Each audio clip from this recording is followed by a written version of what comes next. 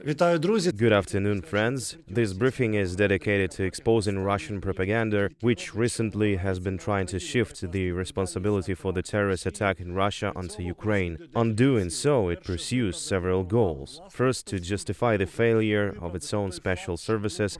Second, to justify the fact that they ignored warnings from the United States. And third, to justify further mobilizations for the war against Ukraine. Statements about the involvement of our country in this terrorist attack are coming from all the highest officials of the aggressor state, including the director of the FSB. In an interview with Russian television Propagandists, Alexander Bortnikov claims that according to our preliminary information, operational information, they, terrorists, were expected in Ukraine and a window for them to escape was prepared on the border. As the heads of the special services should do, Bortnikov says, according to our preliminary operational information, in order to be able to say that this was only their preliminary information later, when it is not confirmed.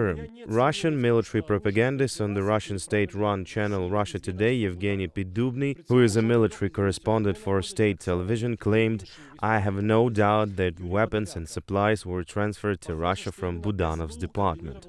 However, he does not provide any evidence for this, just like other military propagandist Yuri Podolyaka, who says it looks like it was the security service of Ukraine that coordinated the attack on Crocus City Hall. The only thing that doesn't match here is that one propagandist mentions the main intelligence directorate of Ukraine, another one talks about the security service of Ukraine. But they don't bother with such details. The main thing is to fill the information space with information garbage in order to eventually impose the desired point of view on society. They are trying to make the strike on the city of Kiev on March 25, when civilians were injured and civilian objects destroyed, look like an act of revenge on Ukraine for this terrorist attack. They, the Russian propagandists, claim that the attack was on the Security Service of Ukraine office, which of course is a lie.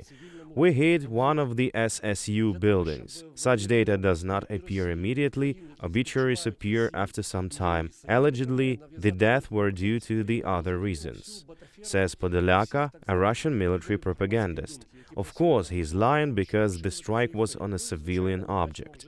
In order to impose the idea of Ukraine's involvement in the media space of both Russia and countries that sympathize with Russia and are its allies, the entire bot farm and all the so-called opinion leaders who work for Putin were involved in spreading this fake. And of course, we see the familiar names of Russian propagandists who have foreign surnames.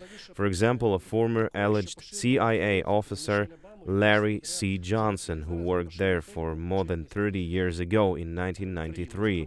He is now actively quoted on Russian television on the Russian edition of international propaganda media Sputnik, a man who used to spread fake news about Michelle Obama and Secretary of State John Kerry. Now he is spreading fake news about Ukraine's involvement. In particular, he is outraged by the fact that the U.S. State Department immediately stated that Ukraine was not involved in this terrorist attack. He is supported by another Russian propagandist, Scott Ritter, a man who was sentenced to prison for pedophilia. In an interview with the same Russian state media outlet Sputnik, which is a part of the Russia Today media. Their compass arrow, meaning the terrorists, pointed to Ukraine, and they headed towards Ukraine.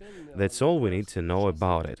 In other words, with this one sentence, propagandist Ritter proves Ukraine's involvement, of course, without any evidence, simply by spreading lies on the Russian state propaganda channel. The same is true of the French pseudo-journalist Christelle Nian, who at one time even obtained the passport of the so-called DPR and created a propaganda publication there. And these thoughts are also spread by another Scott Bennett, whom the state propaganda resource Sputnik presents as a former American officer, but in fact he is a man who acts as a stop bender because he was convicted in America for wearing a military uniform and getting a service apartment by fraud. So this propagandist also claims that America was complicit in this. As he says, attack on the Russian people and the Russian special services will have to find traces of terrorists, which will inevitably inevitably lead to where they came from, namely Ukraine. This is what the Russian propagandist with an American surname says,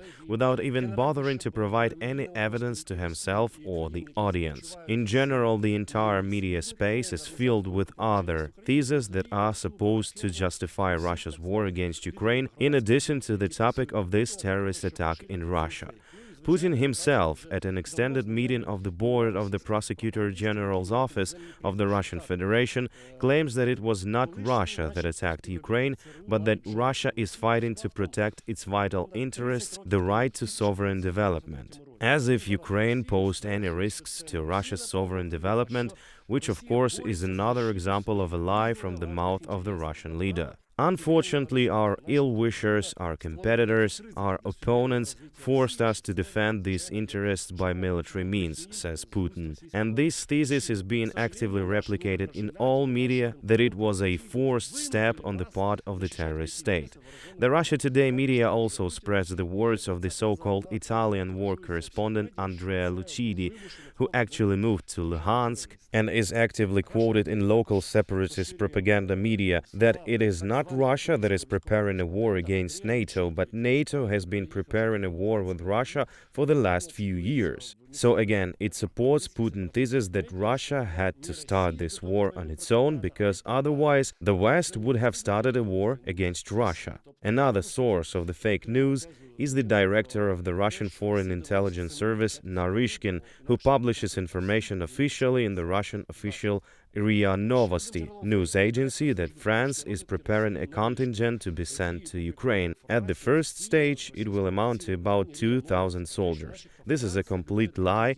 There is no such information. Similarly, the statements of the one of the Zaporizhia Gauleiter, Vladimir Rogov, who is spreading the same fake news in the Russian state-run RIA Novosti that has been circulating in all Russian media for several months about the alleged uprising in the Ukrainian army, are also lies. And in this regard, they say the Ukrainian president began purging the ranks of the Ukrainian army for fear of a rebellion. In this way, Rogov simply supports the propaganda thesis that should spread in the media space of Russia and other countries.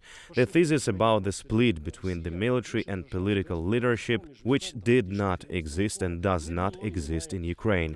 And here we have some stories from the section of Russian propaganda curiosities. A journalist from Russia's state-run Channel 1 Russia presented a part of the fence at a sports ground as if it had been a shell from the Czech vampire MLRS. This is a lie, and it is very easy to prove. The Russian state-owned news agency and Moskovsky Komsomolets also dropped to the bottom of the barrel by publishing another fake news story about Emmanuel Macron's wife Brigitte Macron being a man. Why is this being done? In order to humiliate Macron, who has openly supported Ukraine. Realizing that Russian propaganda in this way sows lies not only among Russians but also among other states and peoples, we urge everyone not to trust any representatives of the Russian media and to trust only official information from the Ukrainian military and political leadership. See you soon.